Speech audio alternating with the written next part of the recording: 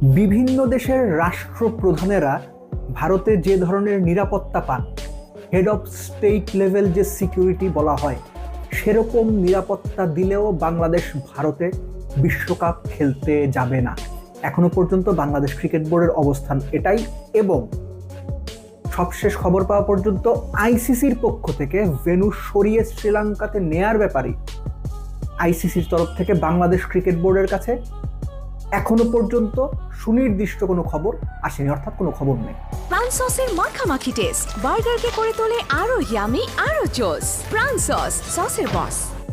একই সঙ্গে এই যে মুস্তাফিজকে সরিয়ে দেওয়ার সিদ্ধান্ত, এই সিদ্ধান্তটা আইপিএল এর গভর্নিং কাউন্সিলের কেউ জানে না। এমনকি বিসিসিআই বা ভারতীয় ক্রিকেট বোর্ডের যে পরিচালকরা আছেন তাদের সঙ্গে সভা করে বা তাদের মতামত নিয়েও এই সিদ্ধান্ত নেওয়া হয়নি। অর্থাৎ বিসিসিআই এর সর্বোচ্চ পর্যায়ে নিজেদের মতো করে সিদ্ধান্ত নিয়ে নিয়েছে। ভারতের ভেতরে ভারতের অন্যান্য রাজনীতিবিদরা, শশী থারুরের মতো প্রখ্যাত রাজনীতিবিদরাও এটার সমালোচনা করছেন।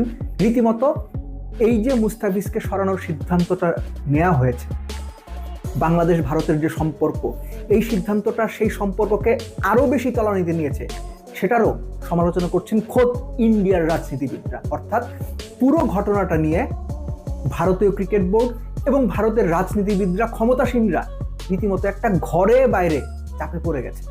প্রাণ সসের মাখামাখি টেস্ট বার্গারকে করে তোলে আরো ইয়ামি আরো জোস। প্রাণ সসের বস। এই যে চাপে পড়ার বিষয়টা, এটা এক্স্যাক্টলি বিসিসিআই নিজেদের মতো করে করেছে। নিজেদের গোয়ার তুমি, নিজেদের ইগো, এর সব কিছু দেখানোর জন্য এরকম করেছে। আমি খুব স্পষ্ট করে বলি, এর আগে একটা ভিডিওতে আমি বলেছিলাম যে head of state level security বাংলাদেশকে দেয়া হবে। ভারত ইদার আইসিসিকে দিয়ে এটা বাংলাদেশকে বলাবে কনভিন্স করার জন্য, অথবা আইসিসি ভারতকে দিয়ে এটা বলাবে যে বাংলাদেশ যেন খেলতে যায়, বাংলাদেশকে সর্বোচ্চ স্টেট লেভেল বা বিভিন্ন দেশের রাষ্ট্রপ্রধানরা যে ধরনের নিরাপত্তা পান সেটা দেওয়া হবে। কিন্তু বাংলাদেশের অবস্থান স্পষ্ট, ভারতে তারা খেলতে যাবে না। কেননা এর আগেই একটা ভিডিওতে আমি বলেছি যে আমরা তো শুধুমাত্র ক্রিকেটারদের কথা চিন্তা করছি না, শুধুমাত্র কোচিং স্টাফের কথা চিন্তা করছি না, শুধুমাত্র 25, 27, 30 জনের কথা চিন্তা করছি না। আমরা চিন্তা করছি আমাদের সাংবাদিক গণমাধ্যমের ভাই বোনদের কথা। আমরা বলছি আমাদের যে দর্শকরা ভারতে খেলা দেখতে যাবেন তাদের নিরাপত্তার কথা। এই যে নিরাপত্তার ইস্যুগুলো দর্শকদের, সাংবাদিকদের, এগুলো সর্ট আউট করতে হবে। সো বাংলাদেশের অবস্থান স্পষ্ট, এবং বাংলাদেশের এই কঠিন অবস্থানের কারণে, এই দৃঢ় প্রত্যয়ের কারণে আইসিসিও কনফিউজড হয়ে গেছে তারা এখন কি করবে। যে কারণে আমি যখন এই আলোচনাটা করছি, সেই সময় পর্যন্ত আইসিসির তরফ থেকে বাংলাদেশকে স্পষ্টভাবে কোনো কিছু জানানো হয়নি। এবং একই সঙ্গে ভারতীয় গণমাধ্যমের খবরেই এসেছে আইপিএল গভর্নিং কাউন্সিলের কেউ জানতোই না কলকাতা নাইট রাইডার্সকে মুস্তাফিজকে ছেড়ে দেওয়ার জন্য একটা নির্দেশনা দেওয়া হয়েছে। চিন্তা করেন ব্যাপারটা, যে এরকম হয়েছে যে বিপিএল এর কোনো ফ্র্যাঞ্চাইজি, বিপিএল এর গভর্নিং কাউন্সিল ওই ফ্র্যাঞ্চাইজিকে কোনো প্লেয়ার ছেড়ে দেওয়ার ব্যাপারে জানাই নাই। ক্রিকেট বোর্ড নিজেদের মতো করে সিদ্ধান্ত নিয়ে নিচ্ছে। এবং একই সঙ্গে একটু আগেই যেটা আমি বলছিলাম, বিসিসিআই এর যে পরিচালকরা আছেন, কোনো সিদ্ধান্ত নিতে গেলে পরিচালকরা আলোচনা করে তারপর সিদ্ধান্ত নেয়। কোনো আলোচনাই হয়নি, এটা বিসিসিআই এর টপ লেভেল থেকে নিজেদের মতো করে সিদ্ধান্ত নিয়ে নেওয়া হয়েছে।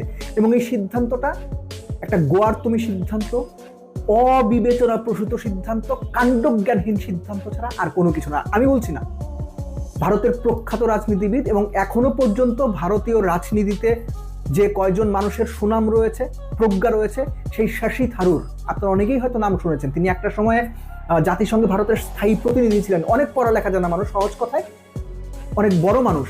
তিনি পর্যন্ত এই ব্যাপারটাকে অ্যাড্রেস করেছেন। তিনি বলছেন এটা ঠিক হয়নি, এটা ভারতের অসম্মান হয়েছে। শশী থারুর আরেক ধাপ এগিয়ে বলেছেন এটা কি শুধু একজন ব্যক্তি মুস্তাফিজ বা একজন ব্যক্তি ক্রিকেটার, নাকি তার দেশ, তার ধর্ম এখানে প্রাধান্য পেয়েছে? ইন্ডিয়াকে আমরা কোথায় নিয়ে যাচ্ছি? সো শশী থারুরের মতো লোকজন যখন সরকারকে বা ভারতীয় সরকারকে উদ্দেশ্য করে এই ধরনের কড়া ভাষায় কথা বলেন, সেটা আমাদের বিবেচনায় নিতে হবে, অ্যাড্রেস করতে হবে। অর্থাৎ নিজেদের ঘরের ভেতরে, নিজেদের দেশে এখন মুস্তাফিজ ইস্যুতে ভারত সমালোচনার মুখে, ভারতীয় ক্রিকেট প্রশাসন সমালোচনার মুখে, কাঠগড়ায় দাঁড়িয়েছে, ভারতীয় সরকার কাঠগড়ায় দাঁড়িয়েছে। আপনাদের মনে থাকারই কথা যে সাবেক প্রধানমন্ত্রী বেগম খালেদা জিয়ার মৃত্যুর পর তার যে জানাজা হলো, সেখানে ভারতের পররাষ্ট্রমন্ত্রী সুব্রমণিয়াম জয়শঙ্কর এসেছিলেন। বাংলাদেশের রাজনৈতিক বিশ্লেষকরা বলছিলেন হয়তো দুই দেশের সম্পর্কের যে অবস্থা সেটা উন্নয়নের একটা বার্তা নিয়েই হয়তো তিনি এসেছেন। এখন কি হইল? অর্থাৎ যে পরিস্থিতি তৈরি হয়েছিল এই মুস্তাফিজের ঘটনার কারণে, সেই পরিস্থিতি আবার 100 কদম পিছিয়ে গেল।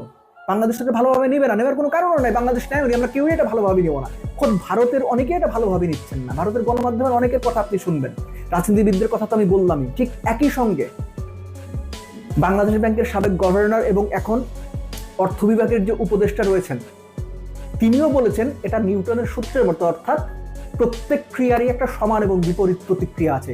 এবং বাংলাদেশ কিন্তু আগে কোনো রিয়াকশন দেখায়নি। বাংলাদেশের দিক থেকে কিন্তু কোনোভাবেই ফার্স্ট অ্যাটাকটা ছিল না। বাংলাদেশ শুধুমাত্র যেটা বাংলাদেশের সঙ্গে করা হয়েছে, যে অপমানটা করা হয়েছে, যে অনাকাঙ্ক্ষিত পরিস্থিতি তৈরি করা হয়েছে, শুধুমাত্র বাংলাদেশি ক্রিকেটার হওয়ার কারণে যেভাবে মুস্তাফিজকে ডিফেন্ড করা হয়েছে, বাংলাদেশ শুধু সারা রিয়াকশনে ঠিক যেটা করার কথা, যেভাবে করার কথা, বাংলাদেশ এক্স্যাক্টলি তাই করেছে। এটাই করা দরকার ছিল, এটাই করা দরকার ছিল। সো বটম লাইন হচ্ছে, বাংলাদেশকে এখন কনভিন্স করাটা আইসিসি কিংবা বিসিসিআই কিংবা আইসিসি বিসিসিআই মিলে যাই বলা হোক না কেন, অত সহজ হবে না বাংলাদেশের কে কনভিন্স করা বা বাংলাদেশ ক্রিকেট বোর্ডকে কনভিন্স করা। কেননা বাংলাদেশ ক্রিকেট বোর্ড এখানে একা নয়। বাংলাদেশের কোটি কোটি সাধারণ জনতা, ক্রিকেট প্রেমী জনতা এই ইস্যুতে বাংলাদেশ ক্রিকেট বোর্ডের পাশে আছে, থাকবে। এবং একই সঙ্গে বাংলাদেশ সরকারের দিক থেকেও পুরো গ্রিন সিগন্যাল বাংলাদেশ ক্রিকেট বোর্ডের কাছে আছে। ভারতে খেলতে যাবে না Bangladesh cricket team, state level security দিলেও না। কারণ আমি আবারও বলছি, এই কথা, এই ব্যাপারটা আপনারা, আমি জানি না আপনারা কতটুকু ইম্পর্টেন্ট মনে করেন, কিন্তু এই যে বাংলাদেশের দর্শকদের নিরাপত্তা, ক্রিকেটারদের নিরাপত্তার চাইতে এই দর্শকদের নিরাপত্তার ইস্যু আমার কাছে এতটুকু কম গুরুত্বপূর্ণ না। আমার দেশের একজন ভাই, একজন বোন, একজন পরিবার নিয়ে বন্ধু বান্ধব মিলে ভারতে খেলা দেখতে যাবেন, গিয়ে তার একটা মবের মুখে পড়বেন, একটা আক্রমণের মুখে পড়বেন, হেনস্থার শিকার হবেন, এইটা তো ভাই আমি মানতে পারবো। এটা হওয়ার কোনো সুযোগই নাই। সো আমাদের দর্শকরা সেখানে কিন্তু অনিরাপদ থাকবে। আপনি আমার কথা ভালোভাবে নেন, খারাপভাবে নেন, সেটা আপনার ব্যাপার, কিন্তু আমি এটা মনে করি দর্শকরা যে কোনো সময় একটা বাজে সিচুয়েশনে পড়তে পারে। এই রিস্ক আমি কেন নিব? আমি জেনে শুনে আমার দেশের মানুষকে কেন একটা বিপদের মুখে ঠেলে দিব? সো বাংলাদেশের অবস্থান পারফেক্ট, কারেক্ট, উইথ কনভিকশন বাংলাদেশের ডিসিশন নিয়েছে। নাও আইসিসির কোর্টে বল। আমরা এটা জানি যে 1 মাস সময় আছে। এই 1 মাসে বাংলাদেশের যে ম্যাচগুলো ভারতে আছে, 4টা ম্যাচ, সেগুলো সরিয়ে কলম্বোতে বা গলে কিংবা ক্যান্ডিতে, শ্রীলঙ্কার যে কোনো ভেন্যুতে নেওয়াটা, অন্যান্য টিমকে রাজি করানোটা, হোটেল অ্যারেঞ্জমেন্ট, ট্রান্সপোর্টেশন অ্যারেঞ্জমেন্ট, ব্যাপারটা মোটেও সহজ না। এটা মেনেই নিচ্ছি, এটা খুবই সত্যি, অস্বীকার করার কোনো সুযোগ নাই, কিন্তু ইম্পসিবল কোনো কিছু না। সদিচ্ছা যদি থাকে, আইসিসি বিসিসিআই মিলে যদি বাংলাদেশকে রেসপেক্ট করে, বাংলাদেশের চাওয়াটা মানে, বাংলাদেশের চাওয়াটাকে ভ্যালু করে, তারা সেটা করতে পারবে। এবং একই সঙ্গে অন্য দলগুলোকে, অন্য প্লেইং কান্ট্রিজদের কনভিন্স করার দায়িত্বটাও বিসিসিআই এবং আইসিসির। বটম লাইন হচ্ছে, বাংলাদেশ যে স্ট্যান্ডটা নেওয়ার গুরুত্বপূর্ণ ছিল, যে স্ট্যান্ডটা নিয়ে বাংলাদেশের গাটস দেখানোর প্রয়োজন ছিল, মুস্তাফিজ ইস্যুতে যে স্ট্যান্ড নিয়ে বাংলাদেশ তাদের ডিগনিটি শো করার প্রয়োজন ছিল, একই সঙ্গে গ্লোবাল ক্রিকেটকে বার্তা দেওয়ার প্রয়োজন ছিল যে ক্রিকেট নিয়ে ভারত যত দাদাগিরি করুক, বাংলাদেশ ভয়েস তুলেছে। অন্য কেউ না তুললো, বাংলাদেশ তুলেছে। এবং এটা টোটাল ক্রিকেটিং ওয়ার্ল্ডে বা গ্লোবাল ক্রিকেটে একটা বার্তা যে বাংলাদেশকে কোনো কিছু বললে করলে, হ্যাঁ আমরা ছোট দেশ হতে পারি, আমাদের সামর্থ্য কম হতে পারে, আমাদের অর্থনৈতিক সামর্থ্য কম হতে পারে, আমাদের অন্যান্য ইস্যুতে আমরা পিছিয়ে থাকতে পারি, কিন্তু আপনি বাংলাদেশকে কোনো কারণ ছাড়া অপমান করবেন, কোনো কারণ ছাড়া বাংলাদেশকে ডিফেম করার চেষ্টা করবেন, কোনো কারণ ছাড়া, সুনির্দিষ্ট কোনো বিষয় ছাড়া, সুনির্দিষ্ট কোনো অভিযোগ ছাড়া বাংলাদেশকে কোনো ইস্যুতে আপনি অভিযুক্ত করবেন, এটা বাংলাদেশ মেনে নেবে না, কারো ক্ষেত্রেই না। নট নেসেসারি ভারত কিংবা বিসিসিআই, অন্য কোনো কারো ক্ষেত্রে না। সো এখনো পর্যন্ত বাংলাদেশ তার অবস্থানে অটুট আছে। বাংলাদেশ ক্রিকেট বোর্ড তাদের অবস্থানে সত্যিকার অর্থে খুব শক্তিশালীভাবে দাঁড়িয়ে আছে যে স্টেট লেভেল সিকিউরিটিও যদি দেওয়া হয়, তবুও বাংলাদেশ ভারতে T20 বিশ্বকাপ খেলতে যাবে না। ইদার শ্রীলঙ্কাতে খেলা ট্রান্সফার করতে হবে, প্রত্যেকটা ম্যাচ রিশিডিউল করতে হবে। বাংলাদেশ যদি পরের ধাপে যায়, সেই খেলাগুলো শ্রীলঙ্কাতে হতে হবে, নইলে thank you very much. Bangladesh যদি একটা বিশ্বকাপ না খেলে, আর্থিকভাবে হয়তো বাংলাদেশ ক্রিকেট বোর্ডের ক্ষতি হবে, আমরা একটা বিশ্বকাপ থেকে বঞ্চিত হব, আমাদের প্লেয়াররা একটা বিশ্বকাপ খেলা থেকে বঞ্চিত হবে, কিন্তু দেশের সম্মানের চাইতে এই কোনো কিছুই বড় বলে অন্তত আমি মনে করি না। দেশের সম্মান, এই জাতির সম্মান সবার আগে।